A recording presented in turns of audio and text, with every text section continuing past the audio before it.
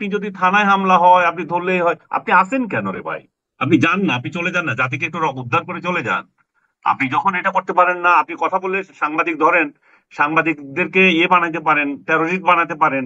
আপনি যারা টেরোরিস্ট যেগুলো দেখতেছেন সেগুলোকে আপনি চোখে দেখেন না, তাহলে তার কিছু না। আপনি নিজে বলতেছেন, কথা বলতেছেন কিভাবে? কথা এভাবে বলতেছি, যে কথা বলার স্বাধীনতা কোথায় গেছে তা আপনি দেখছেন।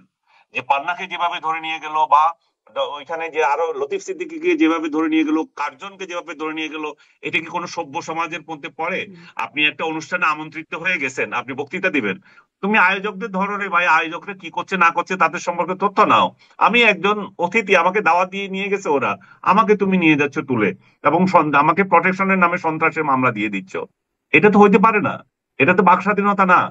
এটা এটা আরো আরো মজার ব্যাপার হচ্ছে, যারা এগুলো করছে তাদের তুমি কিছুই করছো না, এবং আমার পক্ষে যে উকিল দাঁড়াচ্ছে, আমার পক্ষে যে সাংবাদিকরা কভার করতে যাচ্ছে, তাদেরকেও আদালতে পিটাচ্ছ। এই যেই আদালত তোমাকে সসম্মানে এন্ট্রি দিছিল তোমার মামলা পরিচালনা করার জন্য। তো তাহলে কি দাঁড়াচ্ছে? দাঁড়াচ্ছে এই যে প্রতিহিংসা, প্রতিহিংসা এবং মব রাজত্ব, এটা বাড়তি আর কিছু হচ্ছে না। আমরা যে স্বপ্ন নিয়ে 24-এর গণ অভ্যুত্থান দেখেছিলাম, যে যে অভ্যুত্থান নিয়ে আমাদের সন্তানেরা রাস্তায় নেমেছিল, রক্ত দিয়েছিল, সেটাকে তো বৃথা করে দিয়েছে ডক্টর ইউনূস, আর কেউ না।